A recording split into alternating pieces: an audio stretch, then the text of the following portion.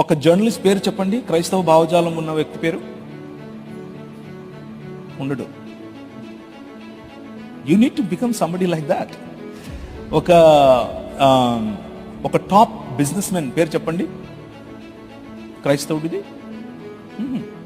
ఉంటారు అక్కడక్కడ చిన్న చిన్న వ్యాపారాలు నాలాగా, సరిపోదు. ఒక ముస్లిం గురించి, ఒక ముస్లింకు రాయి తగిలితే ఎవరు నిలబడుకొని మాట్లాడతారు పార్లమెంట్లో? ఒక పేరు చెప్పండి.